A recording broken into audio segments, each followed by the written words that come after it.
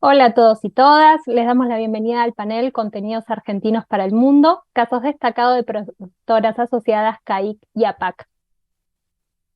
Este encuentro se realiza en el marco de la edición 2022 del Coloquio APAC y de las diplomaturas universitarias de proyectos audiovisuales y distribución y gestión de empresas audiovisuales, impulsadas en conjunto por APAC y CAIC. Ahora sí, quiero presentarles a productores y productoras que nos acompañan en esta oportunidad. Contamos con la presencia de Violeta Baba, de Rudacine, por Errante Corazón, de HBO. Emiliano Torres, de KIS Films, por El Reino, El Eternauta, División Palermo, de Netflix, y El Fin del Amor, de Amazon Prime. Emilia Benzo, de Jaque Content, y Manuel Vivas, de Ideas por Rosca, con la producción para la Premier League de Paramount. Rodrigo Fernández Engler, de Pratasowisky Engler, por Yo Traidor, de Star Plus. Muchas gracias por acompañarnos y ahora es una gran alegría también darle la bienvenida a Fabricio Ferrara, que es quien moderará este encuentro. Él es periodista y director de desarrollo de negocios de C21. Así que Fabri, te paso la voz para empezar.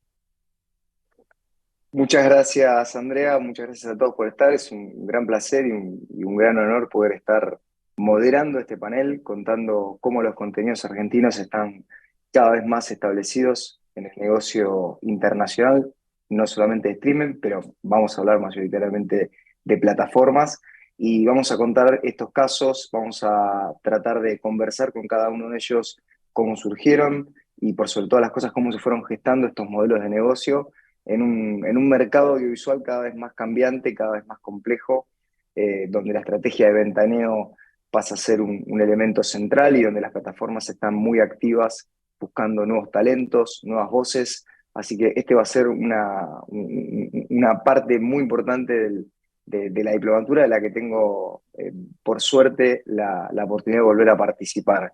Así que en primera instancia, gracias a PAC, a CAIC y a todos los organizadores que siempre me tienen muy presentes. Vamos a iniciar con Violeta Baba, de Ruda, que nos va a contar un poco sobre esta película protagonizada por Leonardo Sbaraglia, Errante Corazón, que se produjo para HBO Max. Hola Violeta, ¿cómo estás? Bienvenida. Hola Fabricio, hola a todos. Bueno, gracias por la invitación. Me alegra estar acá charlando con colegas. Bueno, en primer lugar, decirles que Errante Corazón es el segundo largometraje de Leonardo Bresicki, y tal vez es un caso atípico dentro de esta mesa porque es un largometraje que se desarrolló en la típica cadena, digamos, en el típico proceso de un largometraje de autor, independiente de algún modo, más cercano a las películas que hacemos en Rudacine, y digamos con fondos de afuera, con el Inca, y no fue un contenido original pedido por la plataforma. Sin embargo, cuando estaba lista antes del estreno, después podemos hablar un poco más, cómo llegamos a eso y cómo fue la relación. Bueno, yo se la mandé a Turner en Argentina y me dijo mi contacto que la vio su equipo y que no estaban muy convencidos, pero no era un no.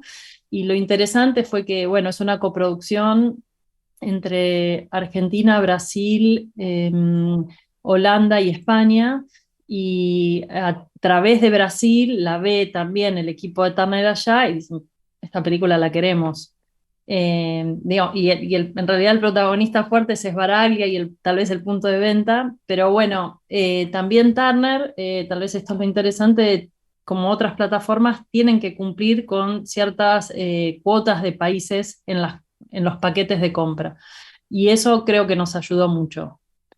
Así que bueno, es un caso particular, pero a raíz de esta compra, digamos, se planificó el estreno y la salida ya en conjunto, la estrategia general. Bueno, creo que para empezar y después así escuchamos un poquito a todos, de qué casos estamos hablando y después podemos ahondar un poquito más. Es interesante que mencionaste Turner, ¿no? Estamos en una etapa de tanto cambio y tanto merge y tanto cambio dentro de lo que es el negocio del streaming. pero bueno, es muy interesante. Claro, Vamos porque a... termina siendo HBO Max, pero Claro, en realidad, como inicialmente el proyecto yo en un fue... momento ya no sabía con quién hablaba, porque son subdivisiones, pero sí, en principio el gran grupo en ese momento era Turner. Bueno, muy bien, muchas gracias, Violeta. Vamos a pasar a Emiliano Torres de KIS. Él tiene una serie de proyectos para Netflix y también uno para Amazon Prime. Emiliano, bienvenido, ¿cómo estás?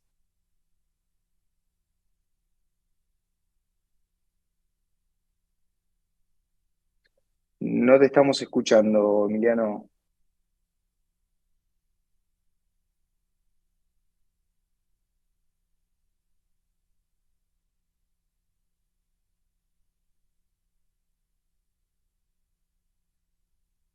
No. André, ¿podemos darle un apoyo ahí técnico a ver cuál es el problema? Ahora sí, Ahora, listo, ahora saqué sí, ahí los está. AirPods. Perfecto. Bueno, no, les decía que es un gusto compartir este panel con ustedes, que compartir experiencias con colegas también. Y, y bueno, yo, digamos, voy a hablar un poco de las dos que produjo Cayese en estos últimos 3 años, originales de Netflix y de Prime, en el caso del Reino y en el caso del Fin del Amor, y de desarrollo que estamos llevando adelante hasta donde la confidencialidad lo permite, de División Palermo y del Eternauta, los dos para Netflix. Es un caso particular el nuestro porque en los últimos 3 años una productora con un ADN muy vinculado al largometraje se vuelca a comenzar a producir series, pero desde la mirada del cine y desde la experiencia que nos aporta el cine. Y creo que, bueno, es interesante y es atípico en cierta medida. Muchas gracias, Emiliano. Vamos a girar también en torno a esos temas de cómo el cine se vuelve serie y cómo la serie se vuelve en cine, así que avanzamos con el resto de los proyectos, luego vamos a ahondar en cada uno de ellos. Emilia Benzo de Jaque Content y Manuel Vivas de Ideas por Rosca desde Córdoba. Emi, bienvenida. Bueno, muchas gracias. Hola a todos y todas. También muy agradecida y contenta de compartir el panel y intercambiar experiencias. Bueno, yo formo parte de Jaque Content, coordinando un poco el área de desarrollo de proyectos. Jaque Content es una empresa que nació en Córdoba, pero hace 3 años ya tiene oficinas en México y trabajamos en esas dos unidades. Y bueno, hace tiempo nosotros venimos desarrollando tanto películas como series de ficción y documental y nada, también tratando mucho de pensar en una perspectiva de internacionalización de los contenidos y encontrándole la vuelta a ciertos formatos también para poder seguir creciendo. Y es así que también encontramos cierto nicho y una virtuosa alianza con Ideas por Rosca, que es otra compañía de Córdoba, con la cual venimos trabajando en contenidos relacionados al deporte, también atravesados por diferentes temáticas sociales, políticas y demás, pero que el deporte es el centro, digamos, de la narración. Así que le dejo la palabra a Manu si quiere hablar un poco de ideas. Gracias, Emi. Manuel, ¿cómo estás? Bienvenido. Bueno, si no está, puedo hablar un poco, puedo seguir hablando por las dudas. Dale, contanos. Bueno, básicamente la alianza que surgió empezó más o menos en el 2018, cuando los chicos empezaron a desarrollar Historias Mínimas de los Mundiales, que es una serie animada, documental, y en la cual nosotros desde Jaque nos sumamos en la parte de la comercialización y tratar de escalar un poco el proyecto. Y bueno, y así fuimos compartiendo diferentes contenidos en diferentes instancias, hicimos sombras en los Juegos Olímpicos también, y todo devino a generar este formato, el cual pudimos ofrecerlo a Paramount y lo coprodujimos, digamos. Entonces era una serie que era sobre la Premier League, destinada específicamente a México, al territorio de México. Porque bueno, ellos estaban empezando a transmitir en vivo los partidos de la Premier League, entonces necesitaban un contenido que acompañe. Ahí volvió el mano. Volvió Manu. Manuel, bienvenido. Gracias, gracias. Seguí, Emi, por favor. Todo bien, si querés agregar algo más. No, Contanos me algo de dejas la productora Emi, de Ideas por Rosca, perdón, Emi, Manuel, de Ideas por Rosca, y después, bueno, si querés complementar algo de lo que dijo el proyecto Emilia. bien. La productora Ideas por Rosca se formó en el 2004, ya no sé ni cuántos años son, y trabajamos básicamente documental. Eh, Desde el año 2016 comenzamos a trabajar proyectos vinculados al deporte y desde el 2018 Emi, que estamos trabajando junto con Hacker, ¿sí? Aliados en distintas instancias, al principio para la distribución, pero fuimos trabajando un formato que fue el que comenzamos a desarrollar con Historias Mínimas de los Mundiales y, y generando nuevos contenidos y buscando oportunidades. Y este proyecto surge en el marco de eso.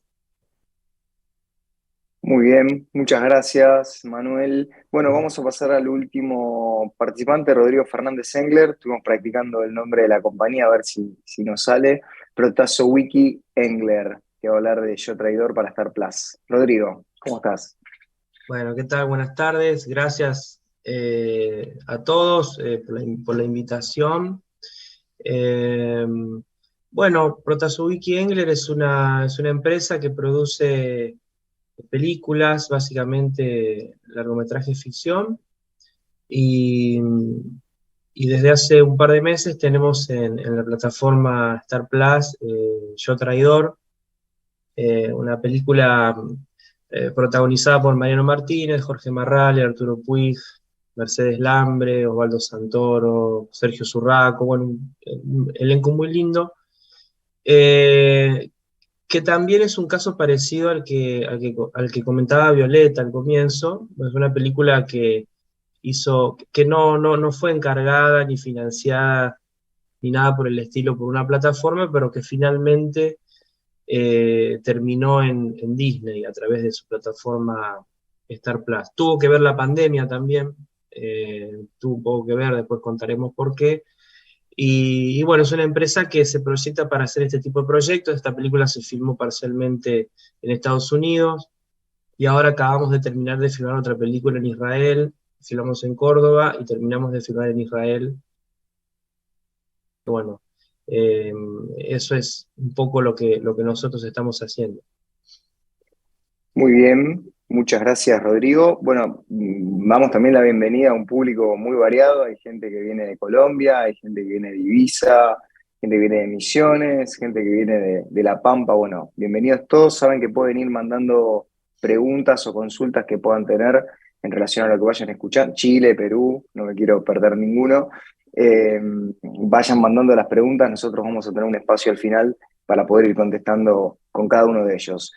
Volviendo a Violeta, me interesaba un poco lo que mencionaste, esta idea de la creación del contenido de Errante Corazón y que después la plataforma finalmente se entusiasmó por la historia. Un doble clic sobre cómo fue ese proceso, de qué manera ustedes también abordaron a una plataforma particular o si habían hecho la propuesta a otras y cómo fue todo ese proceso del modelo de negocios. Sí, bueno, es buena pregunta. Yo como productora no tenía ninguna experiencia en vender ni tener diálogo con plataformas. Sí desde otros trabajos, pero en Ruda no lo habíamos hecho, en Ruda Cine. Y fue buena la experiencia, fue interesante, fue de mucho aprendizaje. Y también en algún momento eh, me di cuenta, le pregunté a mi interlocutora, de que quien me explicaba cómo funciona, le dije, ¿vos haces esto con todas las productoras? Porque pensé que trabajo una... No, jamás. Esto es un caso particular.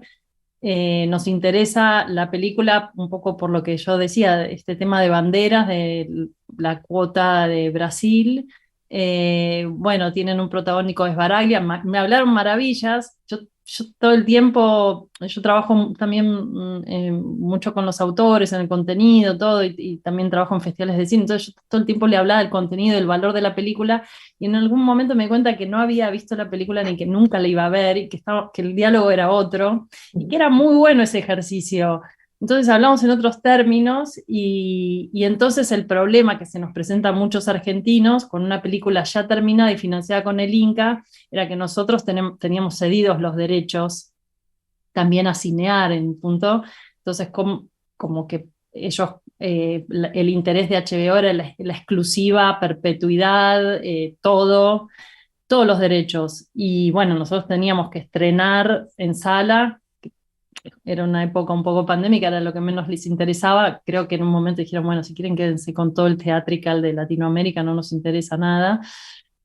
Y bueno, el tema era cómo lidiar, articular, cinear y que eso no nos fuese recortando la oferta inicial, que como les contaba, yo no sabía exactamente tampoco si era una buena o mala oferta, entonces llamé a agentes de venta que trabajan en Europa y que venden en Latinoamérica películas latinoamericanas y otros, y me dijeron, agarrá ya, porque ni Netflix ni nadie te va a pagar por una película terminada, algo así. Entonces, bueno, me entusiasmé y me puse a trabajar un poco como en este otro rol, ¿no? Que todos los productores nos estamos adaptando al diálogo y a pensar, también a partir de esto se genera una relación y nos dicen, bueno, ¿qué más tienen? Bueno, que pensamos que les puede interesar probablemente nada más, pero podemos empezar a pensar, no, como también tener en claro que, digo, en Ruda Cine hacemos películas muy, muy radicales también y que esas no van a ir, entonces no vamos a intentar enchufarles y venderles, eso creo que siempre es como un buen ejercicio, pero sí pensar con los autores que trabajamos, que a veces les dan ganas de probar otras cosas o hacer algo como más accesible. Bueno, qué bueno tener ese diálogo abierto, esa oportunidad. Entonces, eso sí se generó y en el sentido de que decías cómo el cine empieza a ir como a veces hacia como las plataformas en modelo de largometraje o en modelo de serie. Y sí, eso aparece como posibilidad de trabajo y como activarse para pensar. Pero bueno, también después hablando un poco con nuestros interlocutores, sin duda fue clave que fuese una película dentro de las nuestras, con un casting interesante, con un protagónico de Sbaraglia absoluto, en el que también se lo juega mucho, y algo de, ¿no? Estos elementos de ventas, como las locaciones, se filmó en Río de Janeiro y en Buenos Aires, y Río y la playa, y se luce, ¿no? Como después yo contaba de, bueno, la historia de un hombre maduro que viene de una separación, con un hombre gay, con una hija. Sí, como que esto para nosotros son temas como muy contemporáneos, pero tal vez interesaban menos que Sbaraglia, Río de Janeiro, la bandera brasileña y todas estas cuestiones. Pero bueno, también es bueno tener en cuenta que a veces hay que ir por varios caminos, porque si yo me hubiese quedado con la reacción local en Argentina, pensaba, bueno, no es para plataforma o Turner no la quiere, pero sin embargo creo que a veces eso, como que una película puede llegar por distintos canales, una película, una serie, ¿no? Como que también a veces no hay que agotar los recursos de llegada a la entrada porque es quién la ve y cómo lo ve, con qué ojos, ¿no? Y Bueno, esto no todo lo que habla has de... descrito, Valeria, estoy tratando de ponerme en la piel de la gente que está en el seminario y que seguramente deben haber atravesado estas instancias de toma de decisión que son muy importantes ante una oferta de una gran plataforma como la que estamos hablando. Y me surgen algunas preguntas, pero la principal tiene que ver un poco con esto que mencionabas, que el contenido pasó casi a un segundo plano, que lo que terminaba de alguna manera siendo el driver de ese negocio, porque en definitiva estamos hablando de un negocio, tenía que ver un poco con la capacidad de la diversidad de llegada a estos territorios que vos mencionabas, Brasil, Argentina. Sí, sí, en un momento fue claro, si esta película no era una coproducción con Brasil, si esas escenas eran en Chile, la película no entraba a la plataforma, no, no, Claro, no. claro. Entonces, por eso, y digo otra vez, no estamos hablando no está ni en juego, ni siquiera había otros elementos. Y yo pensé que bueno, tenemos que seguir haciendo cosas con Brasil, que en Ruda ya habíamos hecho varias películas con Brasil, y digo, hicimos Tarde para morir joven de Dominga Sotomayor, que también estuvo en plataforma, pero llega ya no como un contenido, sino como que llega después. Entonces, me parece que, bueno, son datos que uno empieza a tener en cuenta como productor, como sobre todo si uno quiere seguir haciendo películas que tengan algún desarrollo como con cierta libertad y después saber que las va a poder vender o tener el nivel de exposición y de exhibición que tiene una plataforma. Entonces, para mí fue de aprendizaje, de un poco de tomar nota de estas cuestiones que también son dinámicas, que eso que ocurría con la bandera de Brasil habría que chequear antes de embalar si sigue siendo el caso la cuota en un año. Pero bueno, sí, fue interesante pensar desde otro lugar. Pero bueno. Muy bien, bueno, vamos a darle algunas preguntas más después porque creo que es un caso interesante para contarlo y ponerlo como ejemplo para productores que pueden estar en tu lugar. Pasemos a KIS, Emiliano. Quería consultarte a vos puntualmente, hablábamos, bueno, vos en tu presentación destacabas el hecho de que KIS es una productora que históricamente estuvo relacionada con la cinematografía. Y justamente los casos de los que vamos a hablar tienen que ver más que nada con series, ¿no? ¿Cómo información si internamente hubo algún cambio de estructura grande o simplemente entendieron que había que trabajar para otro formato? Contanos esa experiencia a nivel interno, por favor. Bueno, yo creo que la transformación es también parte de una crisis, ¿no? Que tiene que ver con la irrupción de un modelo de producir, y no solo de producir, sino de pensar proyectos, acelerado sin duda por la pandemia. Determina que, bueno, la productora tiene que reconstruirse y repensarse en poco tiempo, si bien era algo que estaba, digamos, desde hace 4 o 5 años ya perfilándose, eh, así como este cambio de paradigma se aceleró, nosotros aceleramos también la adaptación de la productora. El primer proyecto que produce KIS de serie es un original de Netflix, en este caso El Reino. Eh, es nuestra primera experiencia produciendo una serie, la segunda temporada ya está rodada y creo que fue un buen inicio. Nuestras aspiraciones tenían que ver básicamente con aprender con, y con sostener ese nivel de calidad que la productora históricamente imprime en los largometrajes. Eh, y ver si existía un modo de producir sin perder eso que nos identificó, y no solo en el resultado, sino en la forma de producir, ¿no?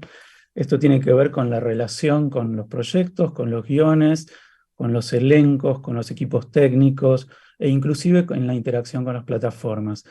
Eh, y creo que lo logramos, tanto en el caso del Reino como en el caso del Fin del Amor, la serie basada en el libro de Tamara Tenenbaum y protagonizada por Lali Espósito. Logramos imprimirle a los dos proyectos identidad y visión de sus autores, que es básicamente lo que buscamos más allá de la calidad, ¿no? Que es algo que en términos técnicos y artísticos que intentamos asegurar en los dos proyectos. El aprendizaje involucra no solo cuestiones vinculadas a la producción, las más visibles, sino otras que son bastante más complejas y que tienen que ver con cuestiones legales y contables, que son realmente las más difíciles de producir con plataformas, porque aparte cada plataforma lo hace de manera totalmente distinta. Y ese aprendizaje, esa posibilidad de entenderse, por más que todos hablemos español, y de resolver cuestiones contractuales que a veces son terriblemente burocráticas, al tiempo que requiere una producción, me parece que es una de las partes claves en todo esto, ¿no? Que creo que la productora, después de estos años, ha logrado entender y ha logrado formar un equipo de trabajo que puede dar una respuesta muy rápida y a la altura en el trabajo con cualquiera de las plataformas, sea en el ámbito legal contable, el más aburrido y burocrático, pero decisivo, que en el artístico y en el que tiene que ver en la relación con directores, directoras, guionistas, actrices y actores. Así que diría que fue un periodo de aprendizaje en el que, como decían en la introducción, si bien todos aprendimos, algunos veníamos de experiencias ya vinculadas a las series, la productora básicamente sostiene su mirada en relación al largometraje, su formación en relación al largometraje, las relaciones con los directores, con los guionistas, son las de esa estructura y creemos firmemente en esa formación. No le damos la espalda a esa manera de relacionarnos porque es nuestra historia y es nuestra manera. Y diría que por ahora nos da resultado y que nos va bien con esa estrategia. Por supuesto, nos ayornamos, aprendemos y, y crecemos en ese recorrido, pero realmente estamos disfrutando mucho, sea de los proyectos que están ya en las plataformas, que los que estamos desarrollando, que la verdad que son interesantes. Y en este caso, sea en el caso de Visión Palermo, que en el Eternauta son desarrollos originales de KS, con lo cual, bueno, es el fruto de los primeros años del equipo de desarrollo y llamémoslo así, del esquema de desarrollo de la productora. El caso del Reino es una serie que nos llega por propuesta de Netflix. Marcelo y Claudia Piñeiro habían desarrollado la Biblia del proyecto y la habían llevado directamente a Netflix. Y a nosotros nos llega el proyecto de la mano de Netflix con, digamos, posterioridad o con la experiencia que ellos ya habían tenido con nosotros produciendo Los Dos Papas, la película de Meireles que se rodó en gran medida en Argentina. Y en el caso del Fin del Amor nos llega por parte de MGM y Erika Halvorsen. Y bueno, se suma Prime y nosotros pasamos a producir, que como decía antes, es una producción integral que va mucho más allá del el mero acto de materializar los proyectos. Bueno, muchas gracias, Emiliano. Es interesante y si seguimos todos la conversación un poco de lo que decías vos, de alguna manera lo que sería la parte autoral o la relación con el talento y lo que sería la parte más burocrática o lo que tiene que ver con la administración de cada uno de sus proyectos, se mantienen bastante las estructuras con los largometrajes. Sin embargo, es interesante mencionar también los modelos de negocio, ¿no? No es lo mismo salir a vender una serie que una película. ¿Podés darnos un comentario en relación a eso? ¿Cómo los transformaron? Mira, no, justamente los modelos administrativos, contables y legales son totalmente diferentes. Ese te diría que es el mayor aprendizaje. Y son diferentes en cada caso, digamos. No es lo mismo producir con Netflix que con Prime. Realmente las estructuras, las maneras, las formas de presentación son totalmente distintas, lo cual implica un aprendizaje. Nosotros en estos casos no tuvimos que salir a vender las series porque son originales. Digamos que los dos proyectos ya estaban vendidos de alguna manera para todo el mundo desde el vamos. Así que por ahora no tenemos la experiencia de salir a vender. Y en el caso de las dos series que estamos desarrollando, también son originales de Netflix.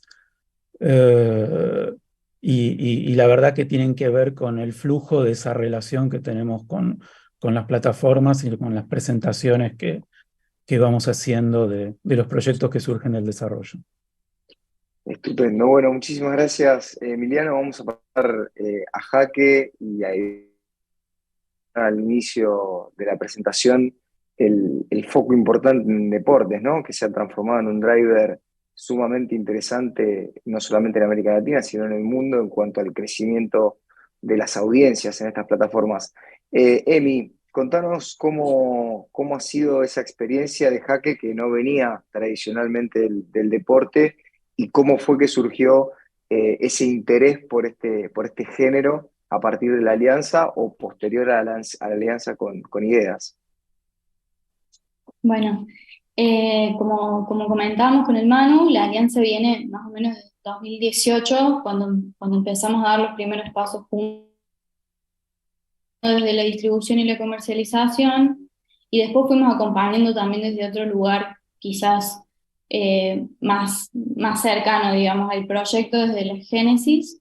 Y nada, empezamos a ver que el formato que se iba creando y que se iba probando en diferentes tipos de contenidos funcionaba muy bien, y la verdad es que también era como un contenido bastante particular, ¿no? Que tenía una estética particular y demás. Y a su vez era trasladable a diferentes territorios, porque el proyecto, si bien nace en Córdoba, el libro en el cual nos basamos para hacer historias mínimas de los mundiales, cuenta historias de todo el mundo, digamos, recopila historias que tienen el fútbol, digamos, como centro, pero son historias políticas periodos y en diferentes territorios. Entonces, a partir de ahí surgió un poco surgió el interés de Jaque de acompañar este tipo de contenidos y explorar este nicho, junto con Ideas por Rosca, que también tenía como otros intereses y mucha experiencia también en relación a la investigación, a lo documental y demás, y ahí fue como que nos unimos.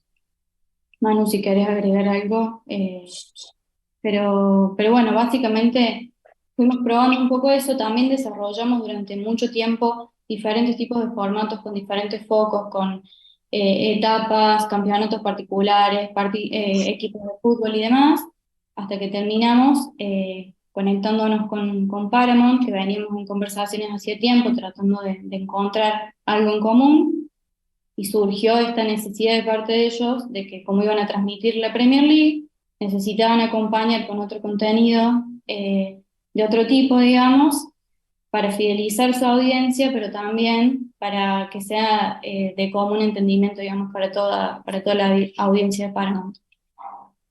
Y en particular tener un foco en México. O sea, el proyecto se producía también desde Córdoba, Jaque Córdoba, Jaque México y Ideas por Rosca en Córdoba, ¿no? Entonces fue como un triángulo entre las tres casas.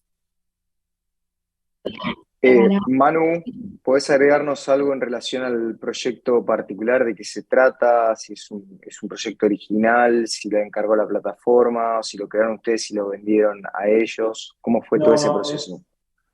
Fabricio, es un encargo de la plataforma.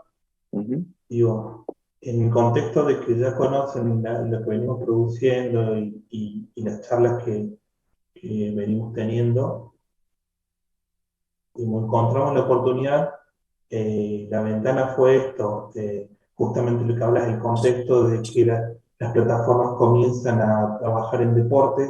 La gran parte del presupuesto que manejan tiene que ver con transmisiones en vivo y no con la generación de contenidos y, digamos, para la gente que consume deportes necesitas algo más que la transmisión en vivo para retener, pasa algo puntual que bueno, cuando estábamos en diálogo con la plataforma y viendo el producto y demás, estuvimos investigando y encontramos que, claro, la concesión de la Liga Premier la tenía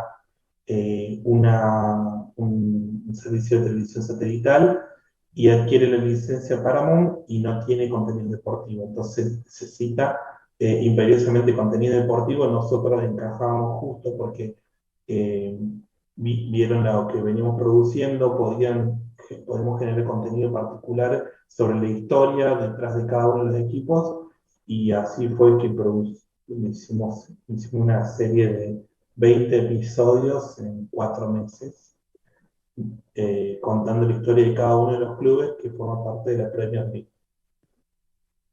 Bien. Y Manu, ustedes históricamente habían trabajado para televisoras, para broadcasters. ¿Cómo fue la parte de negociación, la parte más pesada, un poco de lo que hablaba recién Emiliano, en relación a toda la estructura y toda la arquitectura de este negocio del streaming? Contanos un poco la experiencia interna de ese proceso.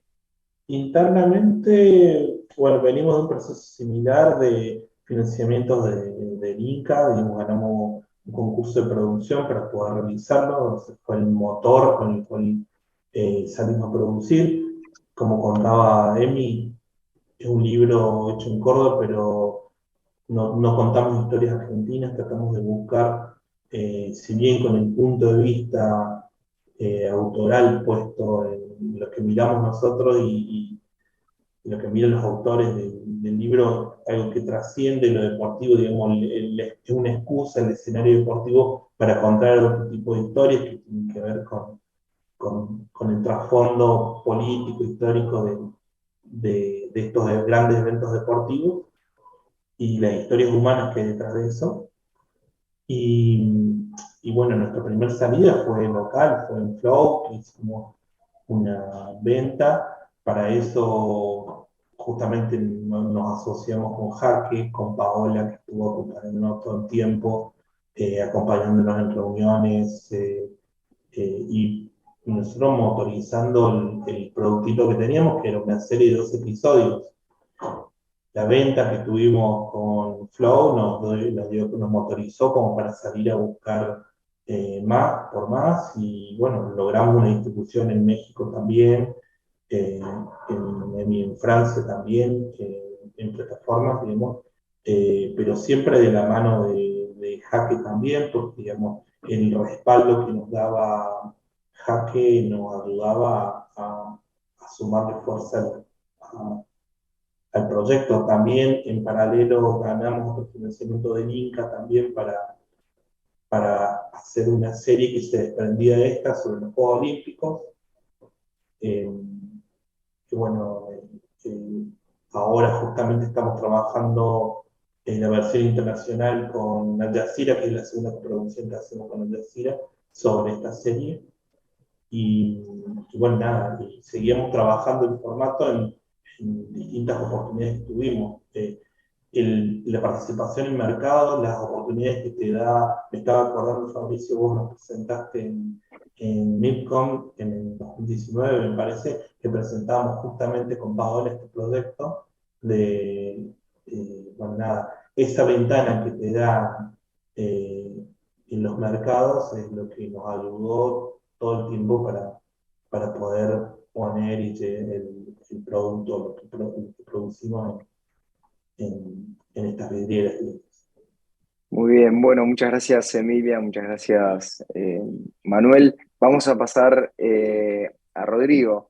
Una de las cosas que se destacaba al inicio de la presentación tenía que ver un poco con las nuevas voces. En el caso de tu experiencia, Rodrigo, por las plataformas de streaming van a buscar ese contenido muchas veces local o regional, y qué crees que Argentina tiene para dar en ese contexto global. Bueno, yo creo que las plataformas están obligadas a buscar contenidos. Nosotros hasta hace pocos años teníamos solamente a la reina Netflix, era solamente Netflix, la plataforma que estaba, y como todos sabemos, de un tiempo a esta parte han surgido otras plataformas. Ya la verdad que no sé cuántas son ahora, pero de las principales, o por decirlo de alguna manera, son por lo menos 6 o 7. Entonces, Por ahora necesitan... son 7. Ah, 7, Pueden ser bueno, menos. Por me ahora pegué son 7. entonces. Que después también tienen sus territorios, ¿no? Que se dividen el planeta a través de sus territorios, entonces necesitan tener contenidos.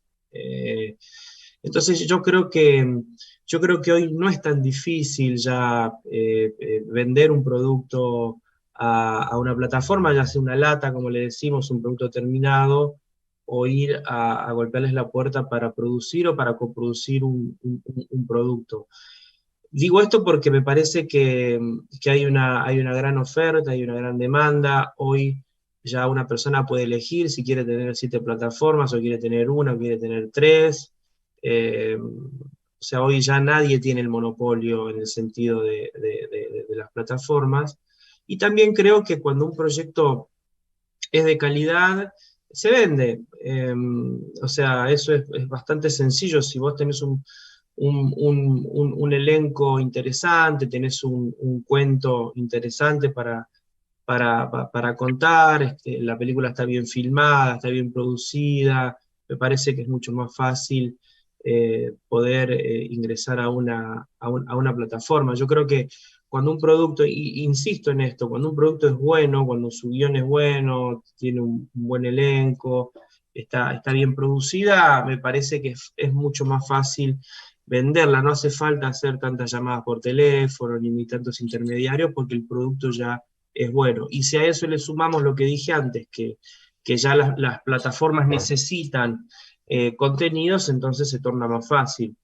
Eh, y, al- y- y como dije antes, al haber tantas plataformas necesitan contenido y hoy como todo es ya ahora, lo inmediato, entonces necesitan tener permanentemente adquisiciones, ya sean de series, de películas, de documentales o de lo que fuere.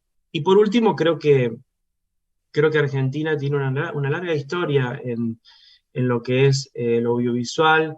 Tenemos actores, actrices de muchísimo talento, de gran reconocimiento internacional, también productores, directores, bueno, en fin, todo lo que hace al arco que es el audiovisual argentino me parece que está muy bien visto en el mundo, entonces, bueno, creo que es una buena posibilidad. Y también otro tema que depende cómo se lo mire, es bueno o es malo, es el factor dólar. El factor dólar, porque para nosotros en este momento, y ya desde hace mucho tiempo, el dólar es muy caro, pero para los extranjeros es barato. Entonces, de repente también se puede filmar y se puede producir en Argentina con montos relativamente bajos para los extranjeros, teniendo acá en nuestro país, como dije antes, excelente mano de obra en lo técnico, en lo artístico, en el elenco y por supuesto paisajes también muy lindos. Entonces, todas estas cosas que mencioné, y probablemente, seguramente me estoy olvidando de alguna otra, hacen que se esté produciendo mucho en Argentina y que las plataformas vayan a por los productos nacionales. En relación, trayendo un poco el inicio de lo que dijo Violeta en relación a cómo le surgió la venta de Errante Corazón finalmente para HBO Max, ¿a vos te pasó un poco lo mismo con Yo Traidor? ¿Tenían el proyecto terminado? ¿Eligieron Star Plus por algo en particular o llegaron ellos ustedes? Contanos cómo fue ese proceso, por favor. Nosotros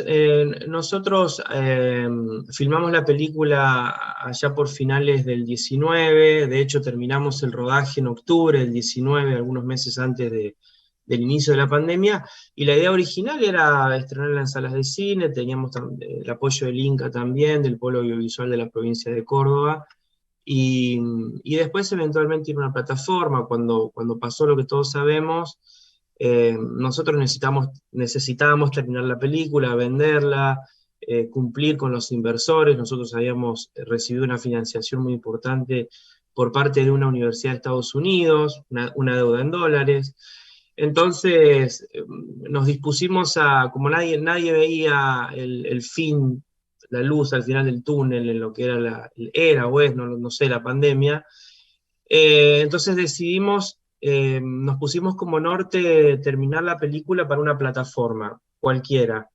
Y así fue, terminamos la película, se la dimos a un agente de ventas, el agente de ventas decidió empezar por Star Plus, hicieron una oferta, la oferta estuvo bien, a nosotros nos servía para cumplir con los compromisos que teníamos y para tener también alguna utilidad, y no quisimos darle muchas vueltas al asunto y finalmente la película fue a parar a Star Plus. Aparte también lo que pudimos negociar y aceptaron, que no me acuerdo quién de acá lo dijo, que es un tema no menor, es que la plataforma o la gente de ventas tuvo que aceptar que nosotros necesitábamos estrenar la película en salas por el tema del Inca, para poder cobrar los subsidios y todo lo que se sabe, y aceptaron eso. Entonces, eso también para nosotros fue muy importante porque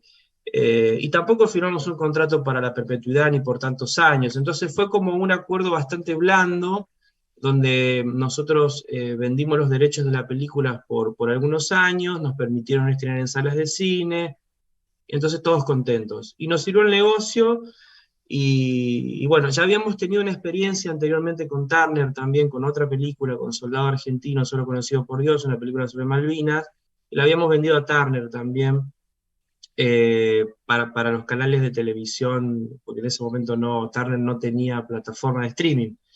Así que bueno, esa fue un poco la experiencia nuestra con respecto a Yo Traidor, pero es decir, nosotros vendimos la lata, como decimos, o sea, esto no fue una producción original de Star Plus. Bueno, muchas gracias, Rodrigo. Tenemos algunas preguntas de la audiencia que tienen que ver un poco con lo que hemos venido conversando. En relación a Violeta, querían hacer una pregunta que tiene que ver con este famoso nexo con Brasil y la bandera y Río de Janeiro. Si esto fue premeditado por ustedes para lograr la venta en Brasil o se dio de manera absolutamente natural. No hubo ninguna premeditación. Lo escuchaba Rodrigo y nosotros también estábamos con la película un poco desfinanciada. También filmamos en noviembre y diciembre de 2019, después la pandemia, y la verdad es que fue una suerte que la coproducción realmente era con Brasil, y ahí nos pusimos en contacto con nuestros socios de Brasil y ellos nos dijeron, nosotros ya se la vendimos la película a una distribuidora. Entonces empezamos a trabajar con esa distribuidora que a su vez decía, nosotros, si la van a vender a HBO, nosotros vendemos muchas cosas, nos relacionamos directo. Se empezó a armar un lío de la cantidad, por lo menos lo que era para mí, la cantidad de interlocutores y voces, y la persona con la que hablamos en Argentina dijo, no, como no se metan en mi quinta. Este es un negocio mío, lo manejo yo. Entonces, y las distribuidoras de Brasil nos decían, nosotras queremos estar en el contrato, si no, no lo vendemos. Y nosotros sabíamos que la venta era por Brasil. Y a su vez, Turner decía, queremos Brasil, pero solo negociamos con ustedes. O sea que fue un poco un lío eso, por eso vuelvo a esto de un gran aprendizaje, y además tampoco querían que haya dos cuentas de banco porque complicaba más las cuestiones administrativas. Así que, y en Brasil con total desconfianza, nosotros que no nos dedicamos a vender a plataformas como con un historial, parecía que nosotros queríamos quedarnos con la cuenta, y lo peor que le puede pasar a un argentino es que venga dinero, tener que enviarlo, aunque lo hagas afuera. Pero bueno, finalmente resultó por eso como una suerte, que la coproducción real, tuvimos que pedir una serie de documentaciones que de otro modo tal vez no las hubiésemos pedido a los socios, pero estuvieron ahí y nos vino muy bien porque la película tenía, no sé, inclusiones de George Michael que había que todavía pagar, había que terminar, y estoy muy de acuerdo con Emi en el sentido de que hubo un gran aprendizaje de toda la cantidad de documentación administrativa, que suena así como un poco, y uno siempre lo escucha para trabajar con una plataforma, pero como si lo tuviese que volver a hacer, lo tercerizaría directamente porque se podría dedicar un equipo que tenga más experiencia que nosotros en una productora con una estructura chica, porque es realmente engorroso y mucho, y tener toda la cadena de derechos distinta a lo que solicita, por ejemplo, una plataforma como el modelo americano. Entonces, responder ese tipo de documentación, seguros y cadenas de derechos, etcétera, tal vez no es algo que no conozcamos, pero es otro modelo. Entonces, bueno, pero en ese sentido fue una suerte que Brasil era realmente un país de coproducción y con parte del rodaje allá y con elenco, y cumplía con todos los requisitos. Bien, muchísimas gracias, Violeta. La siguiente pregunta que tengo acá también del público, yo no mencioné el nombre de quien la hizo, voy a iniciar con esta pregunta, María Aguilar, que le pregunta a Emiliano, ¿cómo llegaron al punto donde una plataforma le solicita una producción o unas producciones de esas magnitudes? Y tiene que ver con una historia que me precede y que tiene que ver con la historia de KS como productora, que tiene más de 20 años produciendo no solo películas nacionales, en algunos casos de mucho suceso de taquilla, sino brindando servicios de producción y coproduciendo películas internacionales de gran escala. En el caso de Netflix, como mencionaba antes, el antecedente inmediato fue la producción de Los Dos Papas. A partir de ahí se estableció un diálogo muy directo y muy, ¿cómo decirlo? Casi cotidiano con la plataforma, con lo cual, bueno, la verdad es que los proyectos empezaron a aparecer las coincidencias y tiene que ver también un poco con lo que decía Violeta, o sea, esta es una productora que tiene ese tipo de estructuras, que puede contener la demanda, es aburridísimo, legal y contable de este tipo de proyectos. Entonces, bueno, nada, tiene que ver con eso. También Muy esto nos bien. permite en una segunda etapa, que es la que estamos transitando ahora, llevar adelante los proyectos desarrollados dentro de la productora. Bien. Después es una pregunta que podría ser tranquilamente aplicada a lo que yo les iba a preguntar a tanto a Emilia como a Manuel, que es un poco cómo debería pensar una productora esta presentación a una gran plataforma para que los tengan en cuenta en un proyecto. ¿Cómo fue esa primera instancia con Paramount Plus y cómo fue esa experiencia? Bueno, yo creo que llevó como bastante tiempo consolidar también el vínculo y poder entendernos en lo que nosotros ofrecíamos y las necesidades de ellos. Pero bueno, era una relación que se venía remontando hacía bastante tiempo y en constante comunicación y como bien decía Emiliano, era como un contacto medio semanal, diario, en qué andan, en qué están, bueno, una cuestión así, y intercambiando sobre todo proyectos cada cierta cantidad de tiempo, y a partir de ahí se terminó dando eh, lo de historias de la Premier. Nosotros ya habíamos presentado historias mínimas de los mundiales, otros formatos distintos, pero con el mismo formato y estética.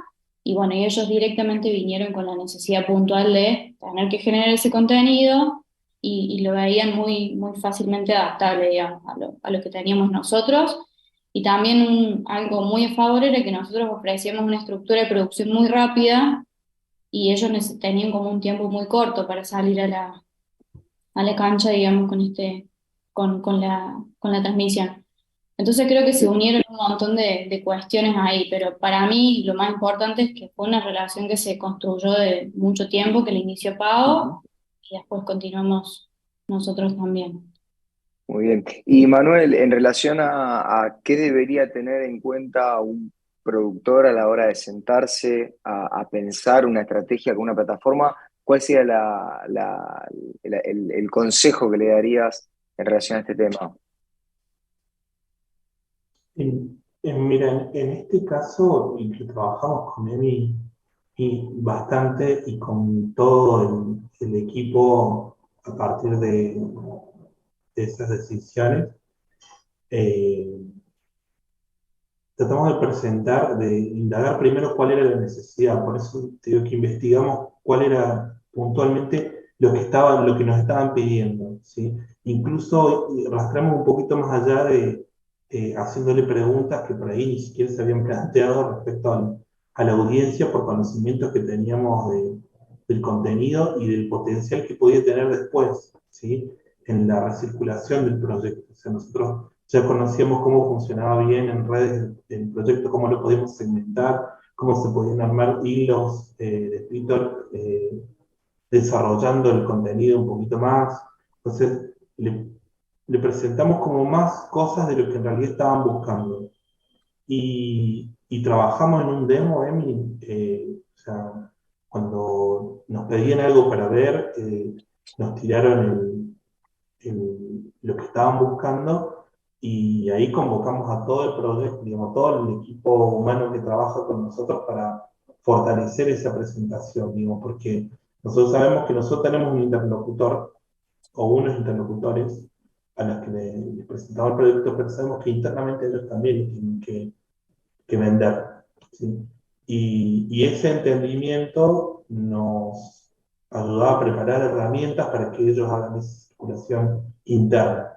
Y creo que fue lo más fuerte que, o sea, me estoy acordando de mí, de un día que demoramos porque queríamos hacer, no queríamos entregarlos sin postproducción de audio. Y bueno, fue toda una jornada de trabajo en el estudio de postproducción para poder tener un producto más cerrado. Y creo que esa suma de cosas fue lo que permitió que se concrete el proyecto. Es muy interesante lo que está diciendo Manuel, porque ya no solo uno debería conformarse con una primera reunión donde tiene que llegar una serie de productos para mostrar ese producto, ¿no? Una serie de cuestiones, sino que además después internamente ese mismo ejecutivo, como le pasó un poco también a Violeta, que se empezó a cruzar con los distintos Turner de América Latina para ver cómo ese proyecto llega a un buen puerto y como bien le dijeron a ella, este es mi negocio. Cómo parece ser una cosa sencilla y termina siendo un proceso bastante complejo al interior de la plataforma también. Totalmente. Bueno, Emi, vos te has cruzado con referentes de la plataforma también y estaban al tanto de este proyecto totalmente. Ujú. Sí, de hecho Fabricio estuvo presente en el momento en que Sí, nos sí. halagaron el demo. Pero sí, fue todo un, o sea, fue diaria y semanal, digamos, la cruzada para poder generar todos los materiales que ellos puedan hacer que puedan tener para circularlo internamente, porque había una estrategia de marketing, o sea, era un evento dentro de Paramount, entonces teníamos que poder Exacto. darle todo lo que necesitaban. Muy bien. Bueno, Rodrigo, acá preguntan si dentro de las 7 plataformas que mencionaste queda fuera Flow. Dice, no, no compran contenido, no se considera una plataforma. No sé qué puedes, si querés contestar algo, yo puedo contestar, pero bueno, te dejo a No, vos que. Flow es una plataforma. Que paguen poco es otro tema, pero es una plataforma. Es una plataforma, sí, sí, es una plataforma que tiene contenidos muy lindos, eh, pero paga poco. Sí, tal vez la diferencia técnica es que no puede ser, tal vez en el mercado argentino sí, pero no en los mercados internacionales comparativamente con Amazon o Netflix porque no tiene esa escala y porque además tiene un rango de operación mucho más territorial, ¿no? Que Sí, lo que puede tener un Amazon que puede comprar para muchos más territorios o Netflix o cualquier otro. exactamente, sí, sí, es tal cual. Eso lo que cambia es el volumen del negocio y esa tal vez puede ser una de las razones por las cuales paguen menos o no. No me quiero tampoco arriesgar ahí a tener una respuesta. Pero bueno, bueno, estamos promediando el cierre. En principio no veo más preguntas específicas. Quería agradecerles a todos la participación. Si a alguno le interesa y puede, sin violar ningún NDA, contar un poco qué es lo que viene a futuro fuera de los proyectos que ya mencionamos, podemos hacer en un breve repaso, un minuto cada uno, al menos en qué tipo de géneros están trabajando, qué tipo de formatos. Comencemos por Violeta. Bueno, nosotros ahora estamos rodando un largometraje que es una coproducción entre Taiwán, Alemania, Brasil y Argentina, y no tengo idea cuál va a ser su destino. Espero que pueda combinar un buen destino en salas, pues un largometraje de una autora, con la exhibición en plataformas. Y después el año que viene tenemos otros rodajes. Eh, en breve, me quedo escuchando 5 minutos más, pero en breve me excuso si me tengo que ir porque tengo que salir. Ya estamos terminando. Emi, no sé cuánto podrás hablar vos de tus próximos proyectos. Contanos. Bueno, a ver, nosotros tenemos en este momento en rodaje una película en México basada en un guión de Guillermo Arriaga, dirigido por los hijos de Guillermo. Hace 6 meses completamos el rodaje de otra película en México, que es la ópera prima de Guillermo Calderón, guionista de Larraín, Lelio, entre otros. Estamos con la segunda temporada de un podcast con el que nos fue muy bien durante la pandemia, que se llama Número Oculto. Es un original de Spotify que dirige Peter Lanzani. Y básicamente estamos con la postproducción de División Palermo, y la verdad que la película está abocada fuertemente, además de otros desarrollos, al Eternauta, que es un proyecto de un grado de ambición, complejidad y escala único en la historia de la productora, y muy, muy particular en la historia de la plataforma también, porque no es solo una cuestión de inversión en una serie de ciencia ficción en español, sino que también hay cuestiones tecnológicas muy complejas y también muy interesantes que estamos abordando para poder hacer la serie. Por el momento estamos trabajando con los guiones que llevan un desarrollo de más de 4 años, con Bruno Estañaro a la cabeza, y la verdad que estamos muy, muy contentos. Y también sabemos que lo que viene va a ser realmente difícil, único y de nuevo un gran aprendizaje. Muchas gracias. Vamos a pasar a Emi y Manuel, que probablemente tengan proyectos distintos de sus productoras, así que Emi, te cedo el Ujú. minuto para que nos cuentes. Bueno, un poco nosotros estamos enfocando las naves para producir en México en el próximo año. También nos estamos enfocando en trabajar en proyectos que vienen a ser multiplataforma y que tengan foco en la música. Es algo que nos interesa como explotar. De hecho, muy prontito, el 12 y el 13 de noviembre, tenemos el primer evento que tiene estas características, que es Oaxaca es Música, que es un proyecto también que surge de un disco, ¿no? De una banda, un show en vivo y a su vez una docuserie. Y bueno, también estamos trabajando en otras series de ficción que tienen que ver con la música y ciertos géneros en particular. Y bueno, también tenemos películas por producir en Argentina, al menos 3, que tenemos que ver cuál sale primero, digamos, el año que viene, por las condiciones que se van dando. Y bueno, un poco eso, también series, estamos trabajando con foco sobre todo en México. Muchas gracias, Emi. Manuel, Tenemos unos proyectos que estamos desarrollando con Hacker, que bueno, como están en esa instancia, no lo podemos comentar, pero que venimos trabajando hace un tiempo.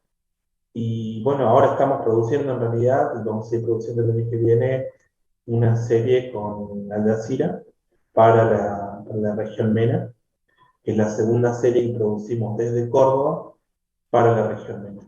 Y bueno, eso a nosotros nos va a tener abocado bastante tiempo de lo que queda del año y del año que viene. muy bien, muchas gracias. Bueno, Rodrigo, finalmente, contanos qué se puede contar desde tu productora. Bueno, nosotros acabamos de terminar el rodaje de La noche que luché contra Dios, una película que se filmó en Córdoba y en Israel. Llegamos la semana pasada de viaje, así que estamos muy contentos con eso. La peli va a estar terminada probablemente en los primeros meses del año que viene. Y también con 2 proyectos por delante para filmar el año que viene. Uno es un policial y otro es una película bélica. Es una producción bastante grande, otra vez sobre la Guerra de Malvinas.